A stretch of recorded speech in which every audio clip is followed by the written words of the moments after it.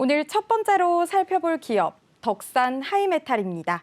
덕산 하이메탈은 1999년에 설립돼서요, 2005년에 코스닥 시장에 상장했습니다. 주요 사업으로는 반도체 패키징용 접합 소재인 솔더볼과 또 페이스트 중심의 연구 개발 및 제조, 판매입니다. 솔더볼에 대해서 잠깐 말씀을 드리면요. 솔더볼은 반도체 패키징 연결 단자를 의미합니다. 그럼 실적도 살펴보도록 하겠습니다. 3분기 연결 기준 매출액은 627억 원, 영업이익 54억 원, 당기순이익 186억 원을 기록했습니다. 매출액은 227억 원 증가했고요. 영업이익과 당기순이익은 전년 동기 대비 소폭 증가했습니다. 이렇게 간단하게 덕산 하이메탈에 대해서 알아봤는데요. 대표님, 오늘 살펴볼 공시는 뭔가요? 예, 지난주 금요일이었습니다. 네. 회사 자기 주식 처분 결정을 했는데 공시부터 살펴보도록 하겠습니다. 네. 주요 사항 보고서입니다. 지난주 금요일에 결정한 내용이죠. 자기 주식 처분 결정. 처분 예정 주식수는 138만 123주.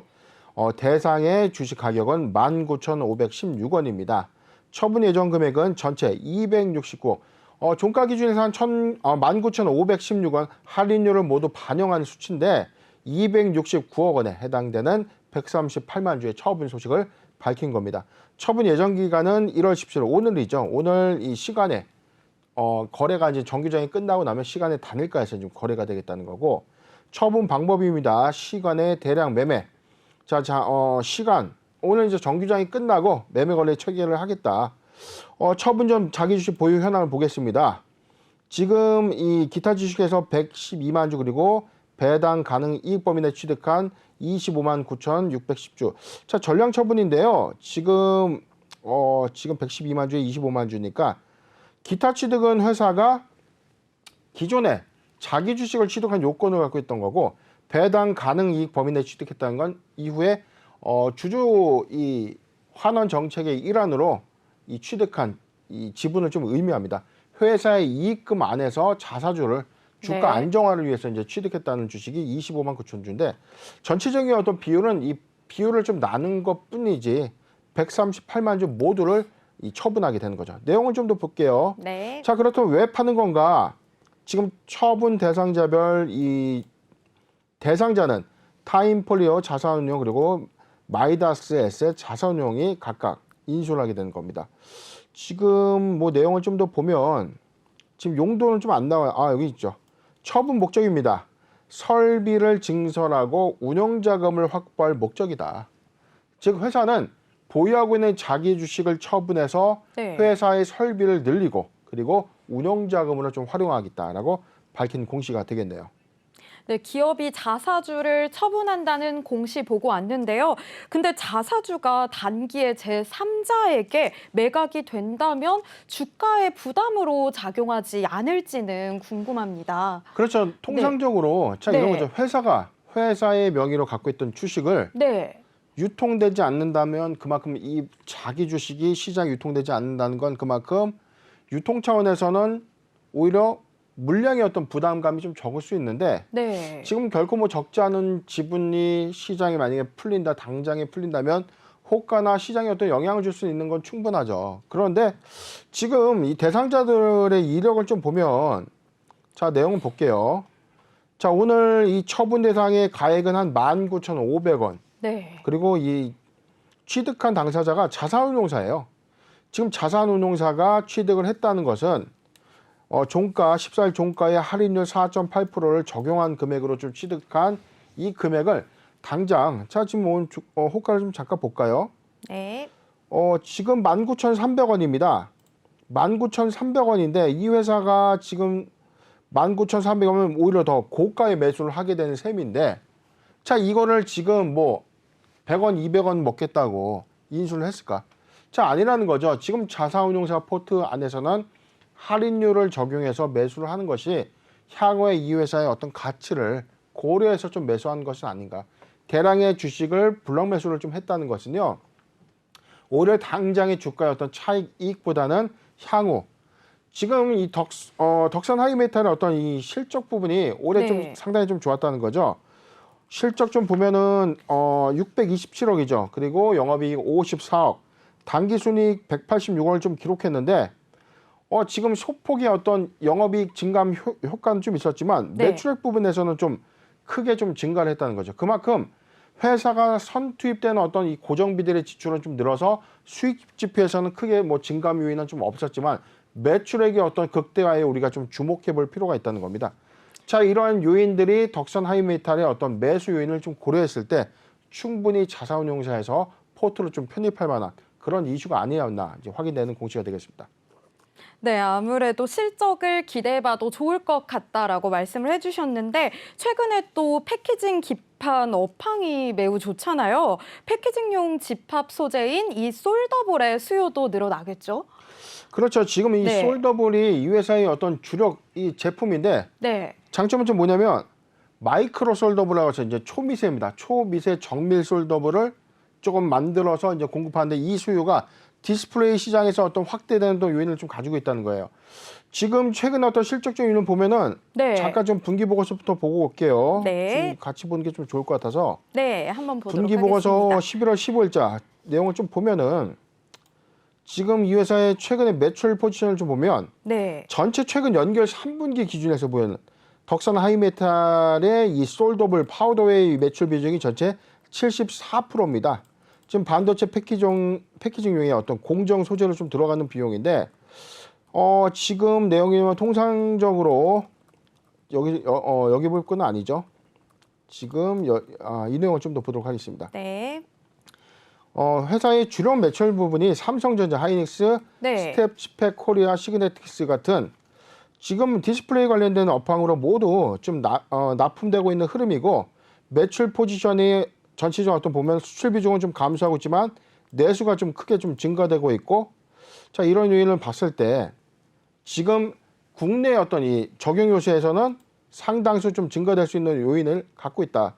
어떤 부분이냐면 지금 솔더블에서 마이크로 솔더블로 좀 이 시장은 좀 이전되고 있고 이 부분이 증권가에서도 사실 예측했던 부분이 2022년도보다는 2023년도까지 성장이 예상된다고 그런 리포트들도 좀 나오고 있는 상황이기 때문에 네. 일단 좀 주목되는 포인트는 이번 자사주로 어떤 취득한 이유가 상당수 이 장에서 네. 매수할 수 있는 가격임에도 불구하고 대량 거래 자사주를 좀 취득했던 이 자산운용사의 어떤 판단은 2022년도에 올해 주가보다 2023년도, 2023년도까지 성장이 예상될 수 있는 즉 성장의 어떤 요인으로도 충분히 매수 메리트가 좀 있었다라고 보여지는 대목이죠. 네, 성장의 요인으로도 또 매수 포인트로도 어느 정도 예상을 해볼 수 있다라고 말씀을 해주셨습니다. 그런데 지난해 인수한 자회사 덕산 넵코어스의 실적 인식이 또 올해 본격 반영이 된다면 덕산 하이메탈의 실적이나 성장도 더 양호할 것 같은데 이 부분은 어떻게 보시나요? 네, 지금 우리가 이 알려진 이 덕산 넵코어스는 방산업체입니다. 최근에 네. 누리호와 나로호에 항법 장치를 좀 개발해서 좀 탑재한 이력이 좀 있고 네. 전체적인 어떤 기별 매출액은 한 연간 한 300억 원 정도의 부가 매출을 좀 형성하는 회사입니다.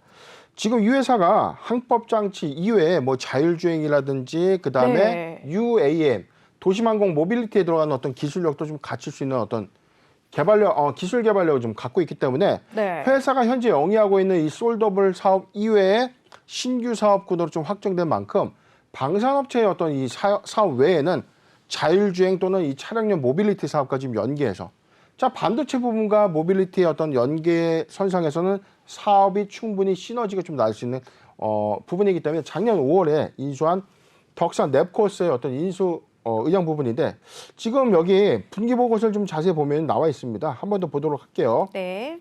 자, 회사는 반도체 패키징용 접합 소재인 솔더볼과 페이스트를 연구 개발, 제조 및 판매하는 회사인데 지난 5월이었죠. 사업 다각화의 목적으로 방위산업 전문 기업인 덕산 넵코어스의 지분 59.9%를 작년 3월에 취득했고 항법 기술 갖고 있고요. 그 다음에 방산뿐만이 아니고 우주항공, 5G, 자율주행 등의 기술로 폭넓게 활용될 것으로 기대하고 있다. 그렇다면 지금 작년 3월에 인수 취득한 이 회사 자회사 편입은 됐고 올해 네. 1분기 실적 인식은 가시화가 될 거예요.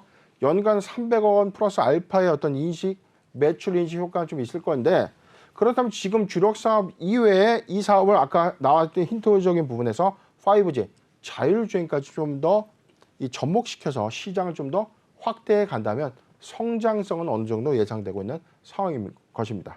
네, 이 덕산 랩코어스의 실적이 덕산 하이메탈 성장에 도움이 될 수 있을 걸로 기대가 됩니다. 그럼 향후 전망과 투자 전략도 한번 세워주세요.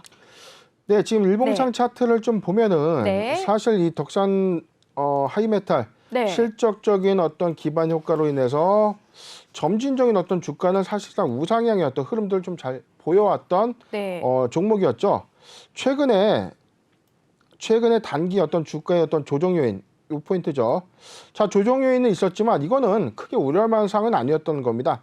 오히려 합병 효과는 올 1분기부터 극대화될 수 있는 이슈가 있고요. 힌트가 나와 있었습니다.